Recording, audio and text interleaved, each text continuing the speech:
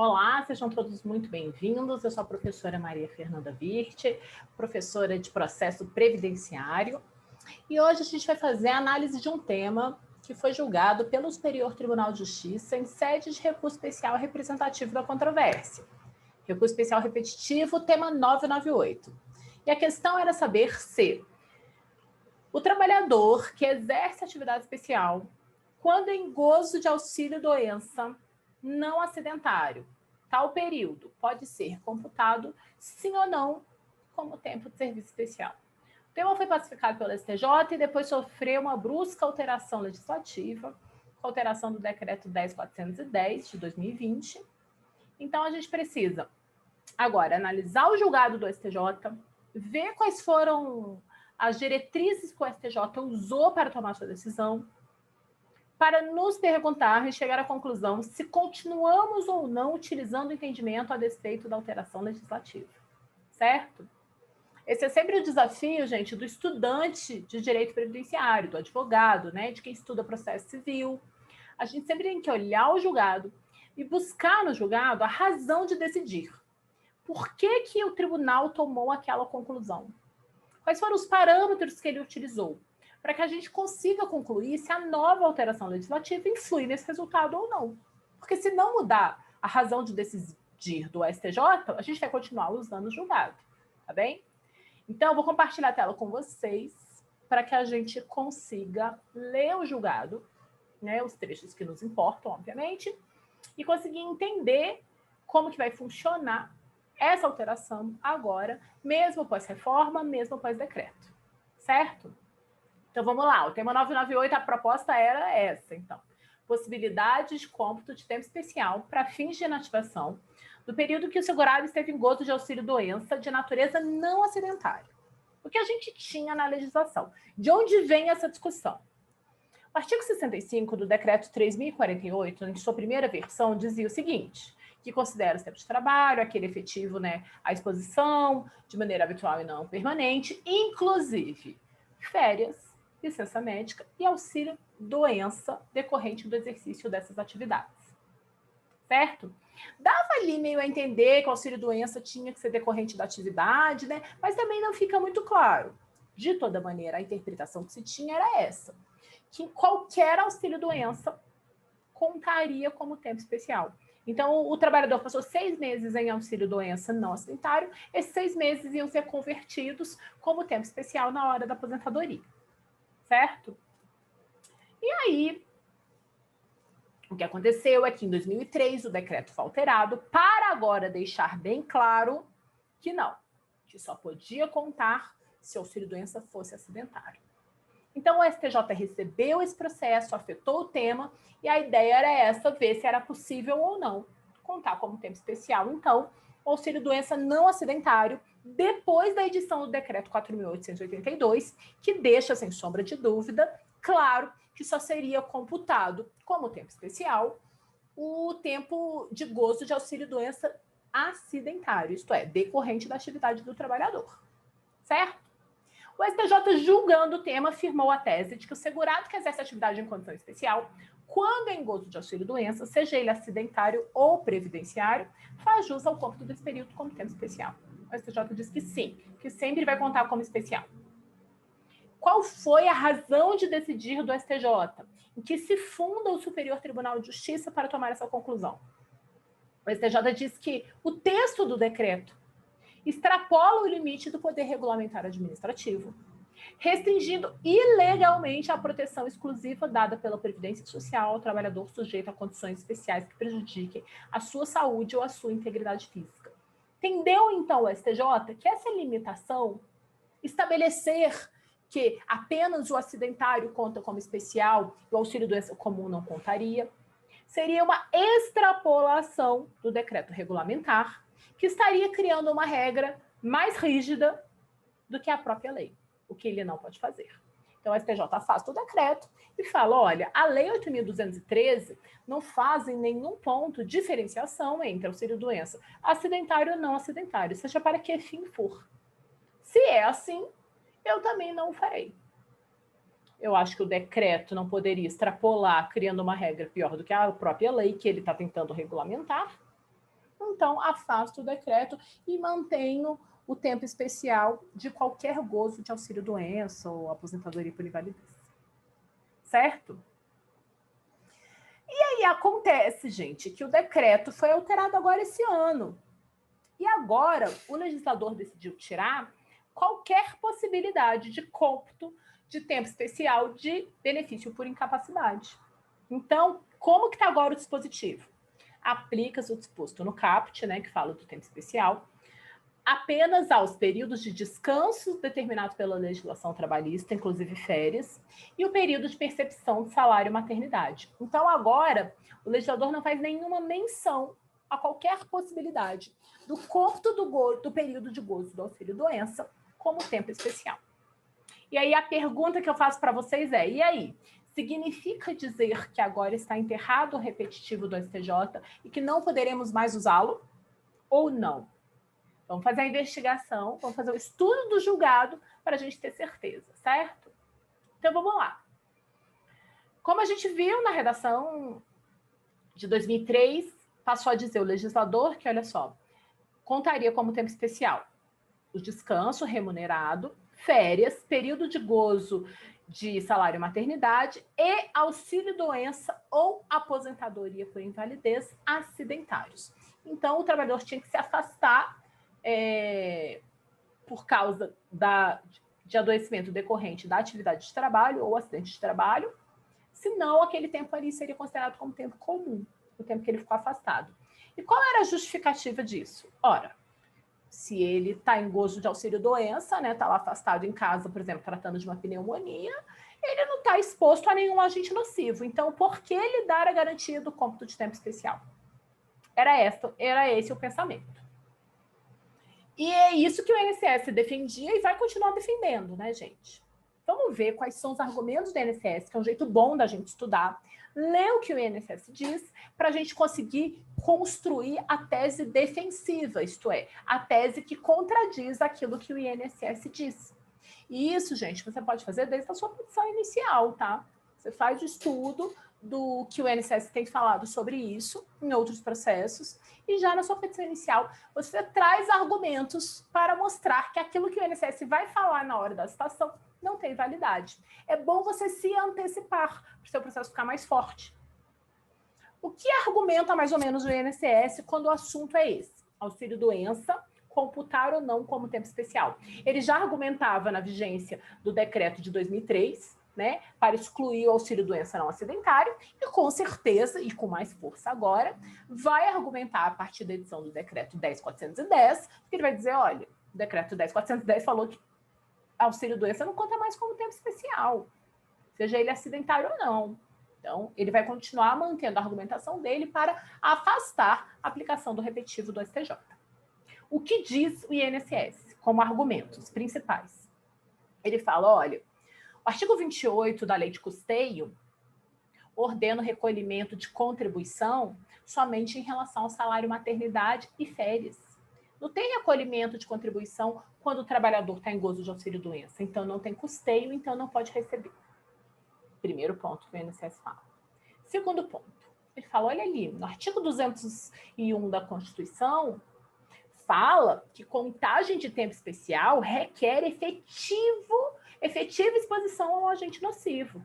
Ora, quando o trabalhador está doente, afastado, está submetido a agente nocivo nenhum. Como que esse tempo pode ser especial? Terceiro ponto. Como eu falei, não tem recolhimento e benefícios não podem ser concedidos sem prévia fonte de custeio, porque vai violar o equilíbrio financeiro e atuarial. E quarto, ele fala, não é possível contagem em mais de tempo ficto. Não é admissível isso pós-reforma. Então, como que eu vou dizer que ele passou 6 meses de auxílio-doença e contar isso como 6 vezes 1,4? Tempo ficto não existe. Né? Então, não pode não contar como especial. Essa é a teoria do INSS. Certo?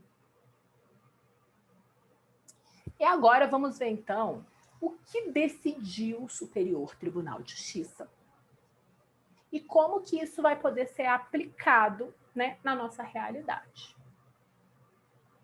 O que o STJ considera? Ele fala, olha, vamos tentar entender, né, as intenções do legislador e vamos analisar essa argumentação do INSS para ver se ela faz sentido ou não. E aí o STJ analisa, olha só, o legislador permite que o período em que o trabalhador está em repouso remunerado, isto é, não está exposto a nenhum agente nocivo, seja computado como tempo especial. O legislador permite que o período em que o trabalhador está de férias, em casa, afastado da atividade especial, seja computado como tempo especial. Porque o período em que o indivíduo está doente não vai ser computado como tempo especial. Porque ele não está exposto ao agente nocivo, mas ele também não está exposto ao agente nocivo nem no descanso, nem nas férias. Então, esta argumentação não faz sentido, né? Se há proteção do trabalhador, mesmo quando ele não está exposto ao agente nocivo, né, porque está de férias, porque está de descanso, imagina quando ele está doente. Quem escolhe estar doente, gente? Ninguém, né? Então, ele não escolheu se afastar da atividade dele. Ele não optou. Digamos assim, na licença maternidade você ainda opta, né? Eu quero engravidar, vou sair, né? Vou passar um tempo fora da minha atividade e tal. E isso também é contado como tempo especial. Que sentido faria a gente dizer que o período que ele está doente, que ele não escolheu, que ele foi acometido por uma doença, ou que ele sofreu um acidente, e que aquele período não vai contar como especial, porque ele não está exposto ao agente nocivo, mas ele não escolheu aquilo, né? Quando ele está de descanso, ele também não está exposto ao agente nocivo. Então, isso não faz sentido. E não faz sentido uma proteção incompleta. Então, se a gente protege ele no descanso, protege ele nas férias, protege ele na licença maternidade, não há sentido algum o decreto criar uma distinção para o momento onde ele está doente. A gente vai proteger também ele quando ele está doente. Esse é um dos primeiros argumentos. Então, esse argumento, gente, se mantém vivo, né? Mesmo depois da alteração do decreto 10.410, se mantém vivo. Não foi alterado, porque o fundamento é de interpretação racional do Superior Tribunal de Justiça, né? Sobre racionalidade das coisas. Ainda. Vamos ver o próximo. O que mais? O que o STJ fala ainda? Olha, a interpretação judicial ela tem que ser razoável, né? Direito previdenciário exige proteção dos indivíduos. Não é só ler a lei e pronto, acabou, né? Como diz meu chefe, se fosse só ler a lei, para ser juiz bastava ser alfabetizado. Não é assim. A gente tem que interpretar as situações. Então, olha só. A Lei 8.213 não faz qualquer distinção sobre benefício acidentário ou não acidentário. Auxílio-doença acidentário ou não acidentário. Ela não faz essa distinção. Pelo contrário, a Lei 9.032 traz uma proximidade maior entre esses institutos. Certo? E mais, o artigo 57 da Lei 8.213 determina que o direito ao benefício de aposentadoria especial é financiado de acordo com os recursos provenientes do artigo 22 da Lei de Benefícios. E essas alíquotas, né, aquelas alíquotas a mais que a empresa paga por exercer atividade nociva, elas estão relacionadas à atividade que o indivíduo exerce.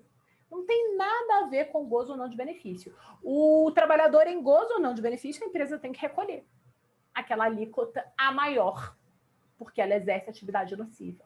Então, tem custeio, sim, ao contrário do que tenta nos fazer crer o INSS. Tem custeio, né? Porque a empresa vai continuar pagando aquela alíquota diferenciada porque ela exerce atividade especial. Ela não pode falar assim, olha, eu tenho 10 trabalhadores aqui em gozo de auxílio-doença, então eu não vou pagar a alíquota esse mês. Não pode dizer isso, né? Ela vai pagar a mesma alíquota todo mês, independente dela ter trabalhador em gozo de auxílio-doença, sim ou não. Então, o custeio específico e separado, né, criado para fins de concessão de aposentadoria especial, continua sendo pago. Continua sendo pago. Então, não é verdade que a questão do trabalhador estar em gozo de auxílio-doença faça alguma diferença, né, para o custeio e para o equilíbrio financeiro da Previdência Social. Certo? E isso extrai-se aqui do voto do relator, que vocês podem usar na argumentação de vocês. Note que o custeio do tempo de contribuição especial se dá por intermédio de fonte que não é diretamente relacionada à natureza dada ao benefício por incapacidade concedido ao segurado, mas sim quanto ao grau preponderante de risco existente no local de trabalho, o que importa concluir que, estando ou não afastado por benefício movido por acidente de trabalho, o segurado exposto à condição nociva à sua saúde promove a ocorrência do fato gerador da contribuição previdenciária destinada ao custeio do benefício da aposentadoria especial. Então, olha, o INSS dizia, não pode contar porque não está exposto ao agente nocivo. O que o STJ falou? Sim. Então, não poderia contar nem férias, nem repouso remunerado, nem salário maternidade. Se conta, então vai contar todo mundo. Depois o INSS fala, mas não tem custeio. O que o STJ falou? Tem custeio sim. A alíquota diferenciada da empresa que exerce atividade nociva, em nada se altera se o trabalhador dela está ou não em gozo de auxílio-doença. O custeio do benefício está garantido. Então, o STJ fala, não há que se falar, e aqui extrai-se do voto também, em violação dos princípios do equilíbrio financeiro atuarial, nem da violação do princípio da precedência de custeio, vez que no presente recurso, né, no recurso que estava sendo julgado, não há o reconhecimento de direito previdenciário não previsto em lei. Muito pelo contrário. Então, somente o STJ estabelece que o decreto extrapola o limite do poder regulamentar, restringindo ilegalmente a proteção do segurado. Nesse passo, o cálculo envolvendo o equilíbrio financeiro atuarial e a precedência do custeio já foram objeto de análise do legislador. Inclusive, quando o legislador fala, olha, posso computar auxílio-doença acidentário para fim de concessão de aposentadoria especial? Não faria sentido. Também não havia a tal da contribuição que o INSS dizia, né? Porque o INSS diz que quando em gozo de benefício não há contribuição. Bom, então não há nem no acidentário nem no acidentário. Se antes o legislador permitia pelo menos no acidentário, não faz sentido agora dizer que não vai caber em nenhum. Então, continua a regra. Tem custeio? Claro que tem custeio. A alíquota diferenciada ali do artigo 22 continua sendo paga, estando os trabalhadores em gozo de benefício ou não. Certo? E aí, a gente continuando ali a leitura do acórdão do Superior Tribunal de Justiça, a gente chega também numa ponderação que o relator faz extra-legal. Então, a gente viu aqui a ponderação legal, né? Que é falar sobre custeio, sobre equilíbrio financeiro atuarial, sobre previsão legislativa, sobre extrapolar o poder regulamentar do decreto. Mas o relator também se utiliza de uma ponderação extra-legal, isto é, argumentação que não está exatamente dentro do ordenamento jurídico, mas que não pode deixar de ser levada em consideração pelo julgador. Né? O julgador, gente, apesar de estar ali dentro do ordenamento jurídico, apesar de ter as fontes do direito, né, como seu guia e norte para a decisão, o julgador ele vive no mundo real, né? Então ele também não pode se afastar da realidade dos fatos, né, do realismo jurídico, para julgar as coisas como se ele estivesse num mundo ideal onde essas coisas aqui não existem. Isso também tem que ser levado em consideração. Então, quem quisesse utilizar também dessa argumentação em petição, isto é viável. E veja que a gente vai usar uma argumentação aqui extra-legal, e não é pedindo pena para o segurado, não é chamando ele de coitadinho, não é nada disso, tá? É fazendo uma ponderação razoável, que envolve uma ciência que está junto desta que estamos analisando e que precisa ser levada em consideração pelo julgador. A gente está falando de adoecimento, a gente está falando de acidente de trabalho, a gente está falando de ambiente de trabalho nocivo, né? Então, a gente não pode ignorar que existem estudos nessa seara. E os estudos dessa seara nos levam a ajudar na conclusão de que é viável, sim, o pagamento o reconhecimento da conversão de tempo especial, ainda que o auxílio-doença não fosse acidentário. Olha só. Gente, imagina uma pessoa que trabalha submetida a agente nocivo. Imagina uma pessoa que trabalha numa mina de carvão. Tenta imaginar comigo. Você acha que uma pessoa que trabalha numa mina de carvão, se pegar uma Covid, tá? Não é acidente de trabalho, é doença normal, né? Se pegar Covid, ele vai ter a mesma recuperação, no mesmo tempo e do mesmo jeito e com a mesma tranquilidade que um indivíduo que trabalha num escritório? Não, né, gente? Obviamente, uma pessoa que trabalha em minas de carvão já tem o pulmão comprometido, já tem problemas respiratórios. Óbvio que a recuperação dele não vai ser a mesma. E a gente não pode deixar de levar isso em consideração. Não pode deixar de levar. Então, assim, olha que injusto seria, né? Esta pessoa tem uma doença, vai demorar para se recuperar mais do que um trabalhador comum, e além de tudo, esse tempo não vai ser considerado como especial. Ela ainda vai ter que passar mais tempo, submetida a mais tempo aos agentes nocivos que vão danificar ainda mais a saúde dela. Isso não faz sentido, né, gente? É uma questão de razoabilidade aqui, né? Razoabilidade mesmo. Então, o INSS defender que só o adoecimento pelo trabalho antes, né, na vigência do decreto 2013, entre 2013 e 2020, só esse podia ser considerado especial, não é razoável. Porque a gente sabe que o trabalhador exposto a agente nocivo não tem a mesma saúde.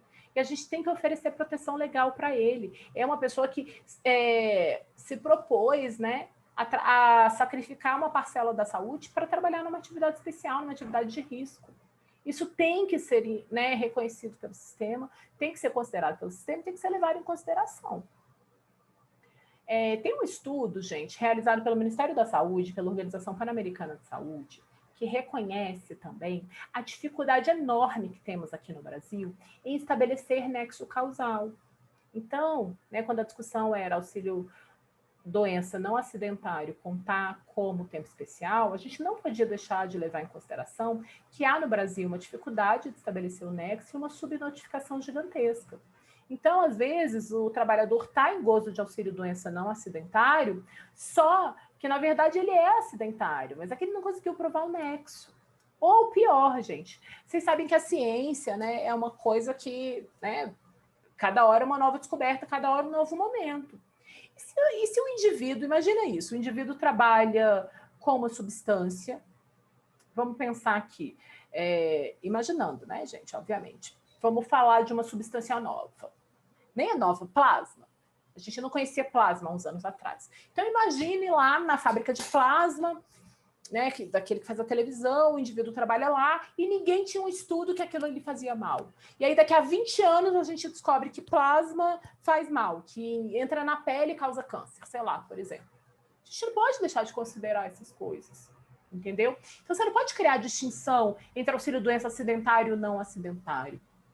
A questão é que o indivíduo está doente, né? O indivíduo não pode trabalhar, e ele, seja lá qual é a proteção que ele receba, essa proteção tem que ser a mesma em qualquer situação de doença, seja ela decorrente do trabalho ou não. Porque temos até mesmo isso. Tem hoje uma coisa que não tem nexo, né? Aparentemente a gente pensa que não faz mal, mas vai descobrir lá daqui a pouco que faz. Cigarro, gente, é um exemplo disso, né? Cigarro já foi receitado por médico. E aí, 20, 30 anos depois, descobre que cigarro causa câncer. Né? Não está relacionado a acidente de trabalho, mas está relacionado a substâncias que nós não conhecemos, né? E que passamos a conhecer e vimos o mal que faz, a gente não sabe ainda. São muitos desafios, a medicina é uma coisa muito grande. Então, a gente não pode deixar de levar isso em consideração. E se existe esse risco, a prudência nos diz o quê? Então, não vamos criar diferenciação entre auxílio-doença acidentário ou não, né? Porque não temos certeza se aquilo ali é acidentário ou não. E se daqui a 10 anos descobrimos que é acidentário, né? A gente não sabe. E se a gente não consegue estudar tão bem ainda os efeitos no corpo, por exemplo, de um trabalhador que passou 15 anos como vigilante, então sempre em situação de estresse. A gente não sabe os efeitos que isso tem no sistema imunológico dele, né? Se isso pode causar câncer ou não. Há alguns estudos que apontam que câncer tem alguma coisa a ver com a emoção. Então, gente, como o conhecimento científico ainda é insuficiente, a ponderação nos diz, né? A razoabilidade nos diz que o ideal, então, é que não se crie essa diferenciação. E o STJ usa essa argumentação em seu voto para falar não se faça diferenciação. Se o indivíduo trabalha com uma atividade especial, esteve afastado, seja por repouso, seja por férias, seja por licença maternidade, seja por qualquer adoecimento do trabalho ou não, esse tempo vai ser considerado como especial. Era como se ele ainda estivesse exercendo, porque esta é a carreira dele, porque esta é a promessa que fizemos para ele. Exerça uma atividade de risco que eu lhe tiro mais cedo do mercado de trabalho. Então, a gente vai manter isso, certo? Sobre esse estudo, gente, aqui tem para vocês, dá uma pausa aí no vídeo, que aí você copia o link. Quem quiser dar uma lida sobre essa coisa, isso daqui pode funcionar para vocês para outras situações. Quando está falando sobre doenças relacionadas ao ambiente de trabalho, a dificuldade de se estabelecer nexo, né?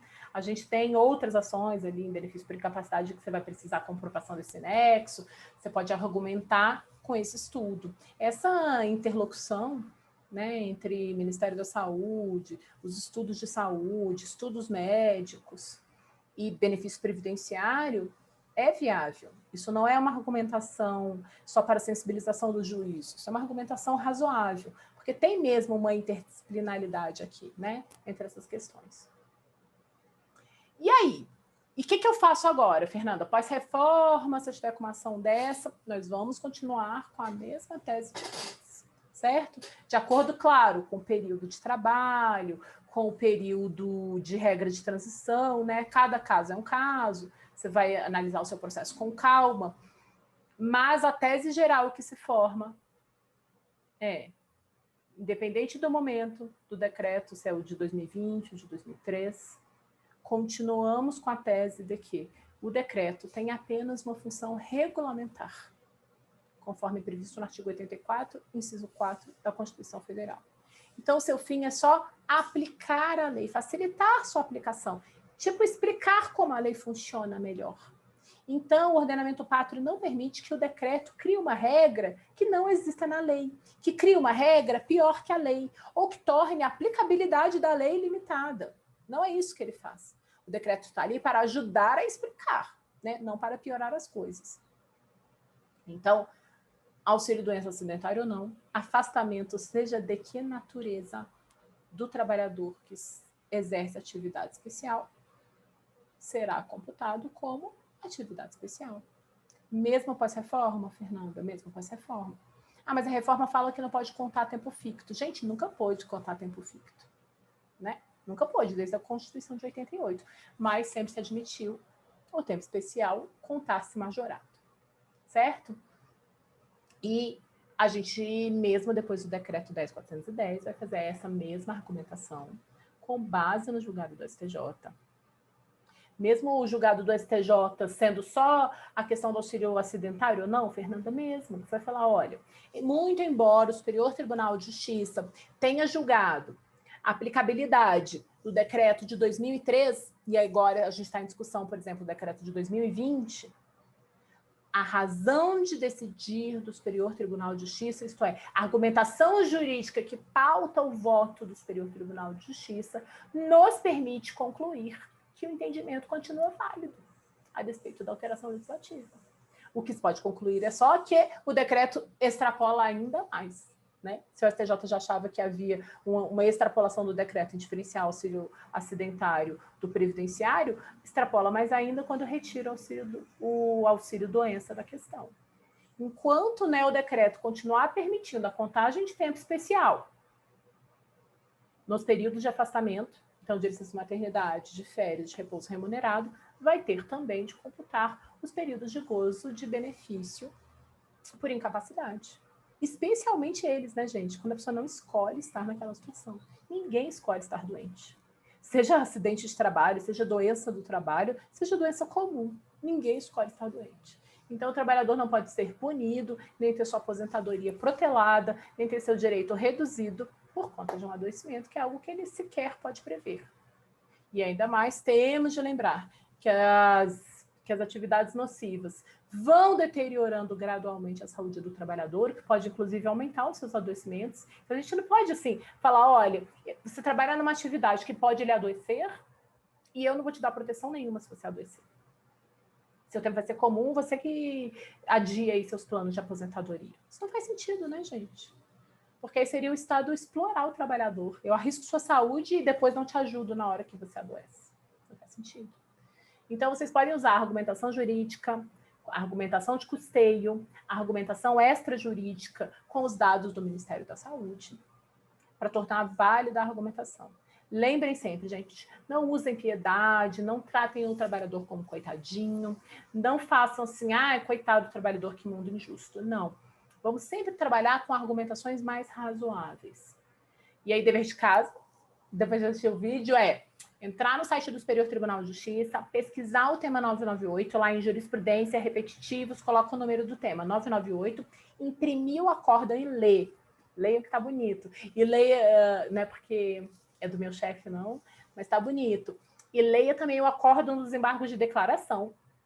É sempre importante, gente, em repetitivo, a gente ler o voto do repetitivo, né, do relator, pelo menos, e o voto dos embargos de declaração. Porque lá nos embargos, o INSS, né, vai levantar outras questões que foram respondidas também, o entendimento do repetitivo mantido. Isso é muito importante para vocês, gente. É uma aula, de verdade, é uma aula.